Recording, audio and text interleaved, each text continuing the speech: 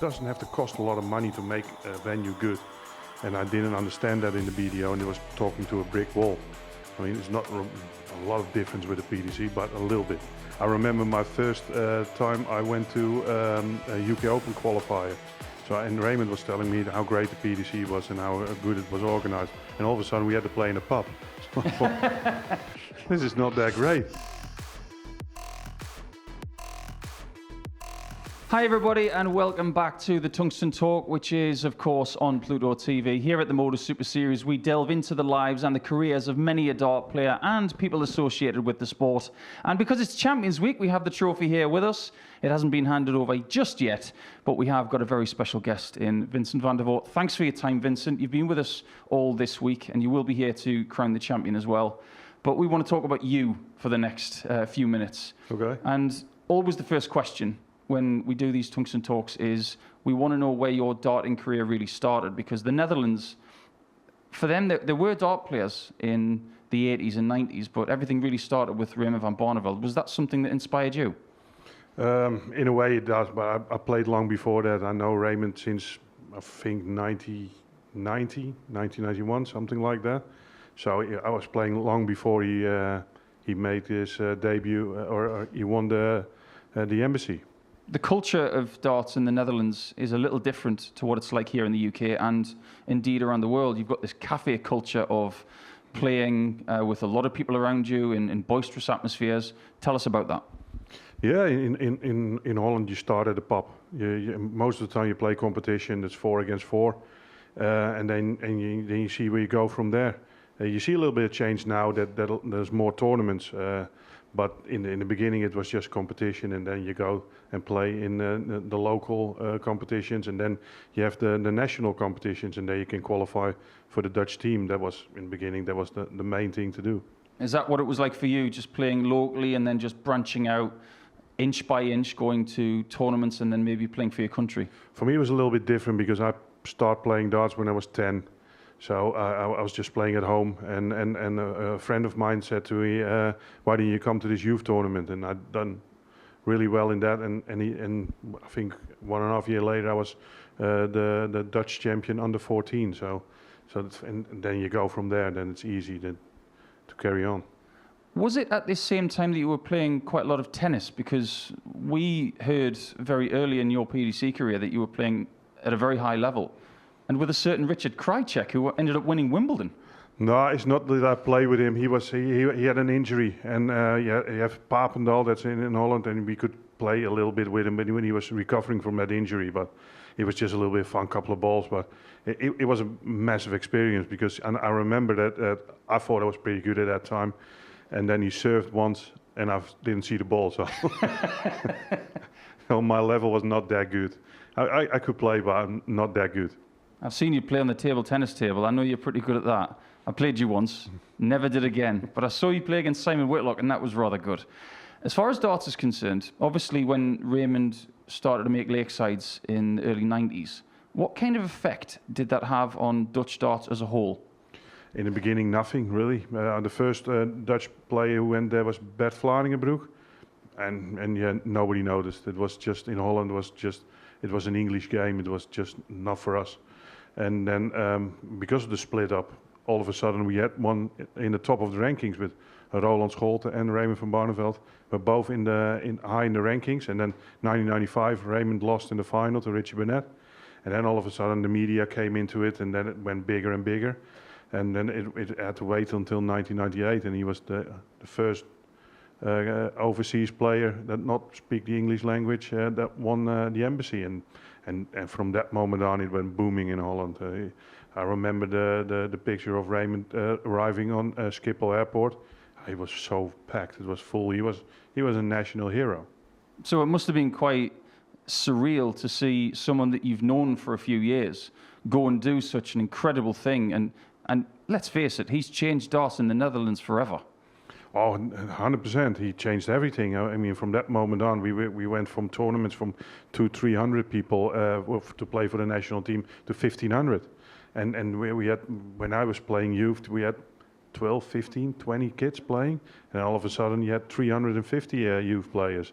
So he made it so big in Holland, and And then the TV got into it, sponsors got into it, and I think we all benefit from that. Absolutely. And I think if you look at the time frame between, say, 1998 and around 2002, we were starting to see more Dutch players coming through. Yourself, Roland Scholten, you've already mentioned him, and Albertino Essers was coming through as well. At this point, you're thinking about getting to your first World Championship, which was in 2002. And what were the emotions for you going into that first World Championship against Mensa Sudovic? Yeah, it was a great feeling because you only saw the embassy, so you saw it on TV, and that was the tournament. In Holland, we didn't know anything about PDC darts because it was not on TV, so we thought, this is it. So you have to be there. And I remember I got the Dutch team captain said to me in Malaysia, in Kuala Lumpur, we played the World Cup there, you made it, you're in the embassy. And I called home and I said, I'm in the embassy, and it made such a surreal feeling that you qualify for that. That was an amazing feeling. You played at Lakeside quite a few times, and you had some decent runs there. You made the quarterfinals, but it maybe took you a little bit of time to get used to big stage darts. Is that fair to say? Oh, 100%, yes. In the beginning, it didn't suit me at all. I was just busy with cameras, with everything around it. Maybe a little bit too much pressure on yourself. And I didn't like it in the beginning. I didn't like the Lakeside stage at all. It was too small for me. I was just I didn't feel at home there. I think when I joined the PDC, that was the moment I felt, oh, a stage can feel like this as well. What was darts like for you between 2002 and 2007? Because you were a BDO player at this time. You would win the Denmark Open a couple of times, and you would win the German Gold Cup as well. Tell us about what that 5-year period was like as a dart player for you. It was a great experience, but it was a lot of traveling. It was a lot. You had to look after your sponsors and everything because a lot of money. You don't make any money in the BDO back in the day, so you had to go through sponsors. You have to do a lot of things around darts to get the money in. So in the beginning, it was not something that I thought, oh, this is going to be my profession, or it's just playing for fun. So you were working at the same time as playing darts at this time. What were you actually doing with your life? I work I worked at an a spa center that sell saunas and showers and all stuff like that. And then I transferred to a kitchen company, and I was just a manager there and for multiple stores. It's difficult sometimes when you're juggling full-time work with a burgeoning career, traveling vast distances to play in tournaments. I would imagine it's probably trying to get a lot of time off to make sure you can play in the vital tournaments to get back to the World Championship and the World Masters. Yeah, exactly. It was just managing your 3 days, everything. So I started to work 1 day less. It was a lot of things on my mind, but in the back of my head, at one point I thought, I want to be a professional dart player, so I want to give it a shot. So we went full for it. My wife supported me completely with it. That helps a lot, of course, but we had to do we had to make a lot of sacrifices in the beginning. That's for sure. Around 2006, 2007, obviously we would be introduced to a certain Michael van Gerwen, but obviously, Jelle Klaassen wins the Lakeside in 2006, which means that another Dutch person is doing extremely well. And Frances Hunsel is doing incredible things for the ladies' game at this time too. Yep. Got to give Fran a bit of a mention. But around about this time, you mentioned that PDC darts wasn't massive in the Netherlands, but things were about to change, weren't they? Yeah, 100%. I mean, at one point, Raymond got asked to go to the PDC. So in the year before, we had 2 very big TV tournaments in Holland. It was the World Darts Trophy and the International Darts League. And both PDC players got invited in there. So all of a sudden, the Dutch people knew who Phil Taylor was. Nobody knew. Only the real dart fan knew who he was. So at that point, it changed a little bit. So and we saw, oh, those players are very good. Mm-hmm. People on TV saw, oh, they're good players. They're probably better than the BDO ones. And Raymond just got asked by Barry Hearn, why don't you come over? And then when Raymond got over, TV got over, and then, you knew there was no stopping that train. Was it that made you want to go to the PDC after that? It was also because the BDO, I was so annoyed by the venues and everything. And I'm somebody who wants everything to be perfect, and I don't understand why they don't make it. It doesn't have to cost a lot of money to make a venue good. and I didn't understand that in the BDO, and it was talking to a brick wall. I mean, it's not a lot of difference with the PDC, but a little bit. They try to be more professional. So I went to the PDC, and Raymond was telling me how great it was there, and then so me, Michael, Jelle, and Mervyn King at the time. I remember Barry Hunt came to Schiphol Airport to talk to us. Why don't you come over and try to give us some pointers on what you can do for us? So then we were talking about it and thinking, and this is changing rapidly, and we thought, oh, Raymond is in the PDC now, so all the sponsors, everything will be on there, so we might as well go as well. Well, after the break, what we're going to do is we're going to talk about Vincent's PDC days, because whereas his BDO career was good, PDC days would get even better.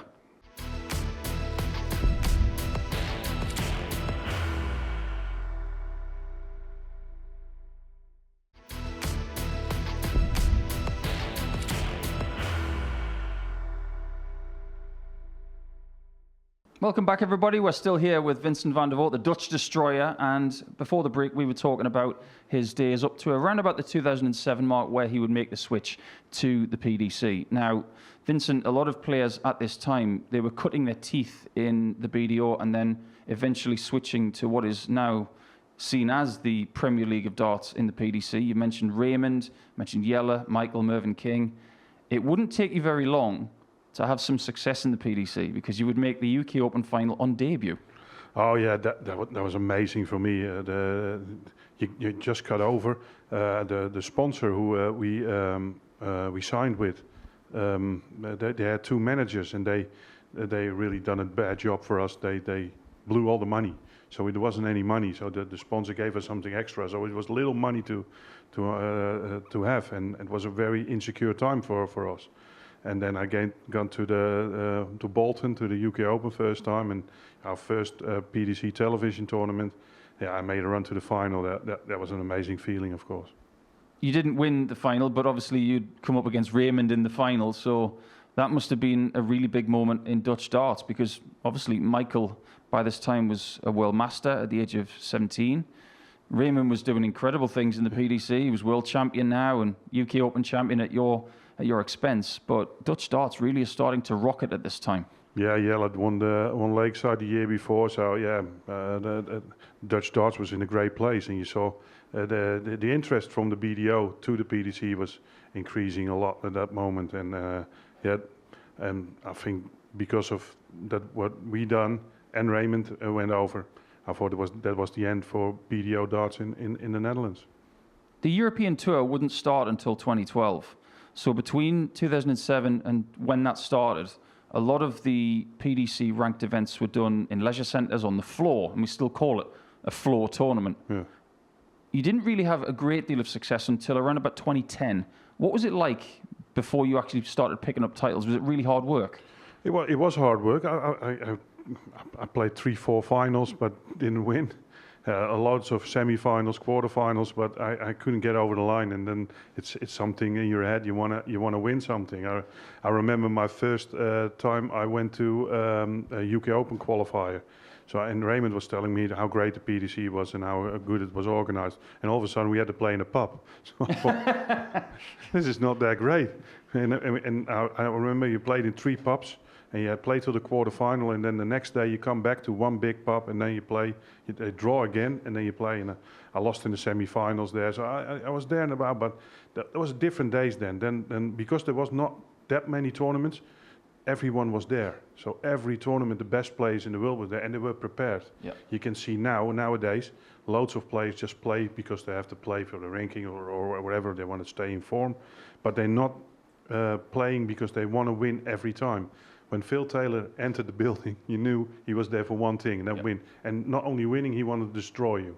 And that was totally different. I mean, most players thought, you saw the draw on Thursday, thought, oh, I hope Phil is in the other half of the draw. Because you knew he's going to win. And he was that good, and he was always determined to win. And you can see now, even with Michael, who won so many tournaments, it's not easy to maintain that mindset. But back in the day, that was everyone who was there every tournament. Things would change a little bit in 2010 for you, because we started, and I was on the tour with you at the time, we'd have these Players' Championship events on the continent in the Netherlands and in Germany. And for a lot of people watching this, they might not know how the tournament structure was, because we play everything on the floor, apart from these cherry-picked matches that would be put on a stage in front of a very small audience. We go to places like Dinslaken in Germany, we go to Gladbeck and Haarlem, and I mention those two because you won 2 PDC titles in 2010 on a stage, almost like a mini Euro tour, and it just so happens that you beat the same player in the final. Yeah. I played Wayne Jones twice in the final. He was in the top 16 of the world. He was the only player in the top 16 in the world that never won a title. So I thought, let's keep it that way. That's it. I remember the first one was 6-5. I think it was a very close one, but for me it was just such a relief to finally get that title. Over the next few seasons, you would get more titles, and when the European Tour did come around, I mean, I'm not going to forget about the time you beat Phil Taylor in a Players' Championship final as well. That must have been a huge moment for you. That was on stage as well. There was the same tournament. It was in, I think it was in Austria. Yep. I think I beat you. No. I remember that game. You played so well. Yeah, and I beat Phil in the final, and that makes it extra special. I won 2 tournaments, I think, that year. And one was against Raymond in the final. I had 107 average, and I remember in that match I missed a 9-darter on double 12. In the next leg, he missed a 9-darter double 12. But I played so well, and then I beat Phil in the final. That was extra special because those two, they were the best players in the world back then. European Tour victory would come in Austria, which was a very good country for you, and you beat Jamie Caven in the final. Around about this time, the European Tour starting to get motoring. There was only a few events in the first year, but around about this time, Michael was starting to mop up titles left, right, and centre. So winning a European Tour title now, it seems like such a massive deal. It must have been at the time. Oh, 100%. That was, I think, my greatest victory I had in my career. It was amazing to play. To be fair, Jamie Caven did all the hard work. I think he beat Peter Wright, he beat Phil Taylor, and he was 5-2 up against me in the final. But I knew in the back of my head that Jamie Caven was somebody who's sometimes having difficulties putting the game over the line. So I kept hanging in there, and I finished at 83 in the last leg. That was an amazing feeling. Yeah, some shots you never forget. But around about this time, your career was seeing you go to the quarterfinals of the World Championship. You'd be a regular fixture in all of the majors like the World Grand Prix and the World Match Play. But when did injury trouble really start to come into your game? Because you've had some troubles with your back. That is from probably 2008, something like that, and it was always up and down. But I never blamed that for myself, because I won a tournament with a lot of back pain, but it was just that I couldn't be consistent all year because I have to stand different all the time. I couldn't have the same stance, and you want to be consistent, so you want to do everything the same as the day before, and I couldn't do that. So I noticed at one point I have to skip tournaments, but it's impossible to skip tournaments because of your ranking and where you are. So looking back on that, I should have done it differently, but yeah, it's not, you can change it now. Ultimately, you would change the way you stand on the oche to some benefit as well. You would regain some form. You would start making the last stages of tournaments again. In 2020, you made the quarterfinals of the World Match Play again, and that was behind closed doors. Tell us about what that was like, because that was the first major during COVID without an audience. It must have been strange. It was really strange because you get on that stage, you weren't allowed to shake hands or anything, and then they put music on just the sound of audience. But at one point, you're playing so many matches on that stage, you knew when the tape was over. You hear the same things again. So that was really strange, but I don't think it was not good or anything. I know some players, for instance, Michael, he likes it when the crowd gets involved.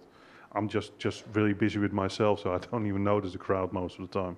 When did you think about life after darts? At which point were you thinking, maybe I've got to do something for when I stop playing this game full time? Because you've now got a very successful dart shop, and a lot of people are visiting that shop, especially at Christmas time. You were telling me that earlier this week. What's it been like juggling playing and opening the shop over in the Netherlands? Oh, it's not that we opened the shop because of my that I was retiring or anything. We started the shop because my wife wanted to have a job again. She raised our son, and yeah, then to get back in the working place, that was difficult for her. She was bored at home. She was just on her computer watching me play, instead of having her own life. And we thought it was important, and she said, "Why don't I start a dart shop?" And with a friend of us, she started the dart shop. He was too busy, so he pulled out, and then my son came in, and now they're doing it together. And yeah, I think that's great that they're doing something that's such a big part of our life. Kevin has obviously got his own little footprint in the game now, because he's been working with Neil Zonneveld and working with the store. So what's Kevin looking to do in the future with the shop and with the sport? Oh, we're looking into it. He knows a great deal about darts. He's very clever in equipment and everything, and he sees on somebody's thrower you have to change, because from when he was born, he looked at darts, and he was always copying somebody's style when he was young, and he's always looking at the balance of the dart and everything. So he's really good at that, and plus he's a straight talker. I don't know where he gets that from, but he just says what he thinks, and some people don't like it, but with Niels it works, because Niels is a very closed guy, and you have to try and open him up a little bit, because underneath there's a very good dart player. You've done some work with the Dutch media as well, and you have this reputation of being a no-nonsense person when it comes to opinion. Is this a natural thing, or do a lot of things in this sport just make you want to be more honest than you usually would be? No, that's just me. I say off camera, on camera. I don't really care. I work a lot for TV in Holland. Viaplay is broadcasting all the darts, and I'm analyzing there a lot. I just say what I see, and sometimes when you have an opinion, you have to be ready for all the comments as well. And that's a good thing about me. I really don't care what people think about me. So I only care about the people around me. They're very close to me, what they think of me, and the rest, I don't give anything for it. Well, I think I can speak for the greater darting community that we love who you have become as an analyst, and we love your straight talking way, a bit like Roy Keane in football. So don't change. Final thing from us then, we just want to ask you about the playing side of things. Obviously, things have slowed down a little bit since you lost your tour card. Any plans for the future? What would you like to do with playing now? I wanted to play here in the MODUS Super Series, but injuries come back again. So I'm busy with to find out if I can come back. But if I want to go and come back, it's going to be this year's Q School. If it's not I'm not ready, I will not do it again, because then I'm too long out of the business. I will not try again. So this is the next year. If I don't enter Q School, then that's it. Well, we wish you all the best with that, Vincent. It's been an absolute pleasure to talk to you about your career today. Thanks for your time. All the very best for the future. Thank you very much. That was Vincent van der Voort. I've been Paul Yasser Nicholson, and that was the career of Vincent van der Voort with the Tungsten Talk on Pluto TV.